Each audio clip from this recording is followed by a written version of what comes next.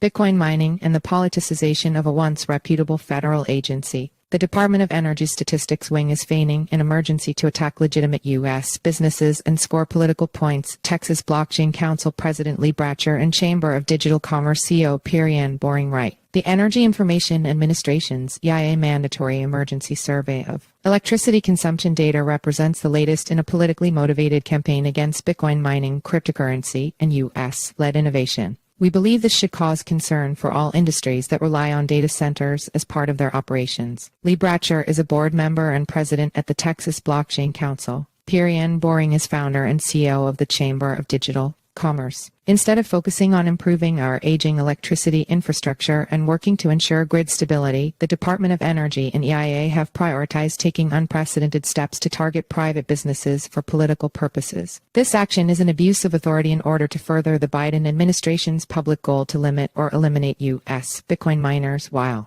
pleading ignorance to U.S. miners' utilization of renewable resources and uniquely flexible operations. See also the U.S. government seems to be closing in on Bitcoin mining opinion. The survey asks for information that goes beyond the typical requests made by the EIA. For decades, the EIA has conducted itself as an apolitical information gathering body within the Department of Energy DOE. Had this survey been in line with previous surveys, there would be no cause for alarm. However, this survey is specifically targeting Bitcoin miners and asking for private information, such as the name of the energy company with which the miner has signed power purchase agreements. It is not a logical leap to be concerned about the Biden administration putting pressure on those energy providers to discontinue their business with Bitcoin miners. Thanks to Bitcoin miners' ability to rapidly adjust their data centers' power usage according to grid conditions, their operations are the most flexible and responsive electrical loads in the nation. It is well known that they offer critical grid stabilizing benefits to the communities in which they operate. These capabilities were on full display during recent periods of cold weather in Texas, which the EIA boldly cites in its justification for this misguided measure. If the stated justification for this emergency action, concern with data centers potentially overloading the grid, is to be trusted, other industries, such as financial institutions and social media companies, should now also be on notice of this troubling new tactic. In ERCOT, which operates Texas's electrical grid and many other independent system operators ISOs across the country, prices are the best proxy for grid stress. There are other proxies such as physical responsive capability PRC, but prices are a better measure for most situations. For that reason, in order to prevent swings in prices and create more challenging grid conditions, an optimal environment is one in which the price does not swing wildly up and down. But that is traditionally what happens. See the graph below from last year's winter storm Elliott. Bitcoin miners are the economically perfect consumers of electricity. That is not to say that Bitcoin miners will consume electricity in an altruistic way, but rather that Bitcoin miners are so sensitive to the price of power that they are economically incentivized to curtail their consumption when power prices rise past their break-even. Current break-even for most miners ranges between $100 and $200 per megawatt/hour, with some exceptions for miners with hosting contracts that have uptime requirements. See also the block size wars revisited, why Bitcoin's civil war still matters. That means mining operations will run when prices are below their break-even and turn off when prices are above it. Bitcoin miners comprise one of the most transparent industries in the world. For example, EIA website, Hashrate Index, Cambridge University, Texas A&M, ERCOT data.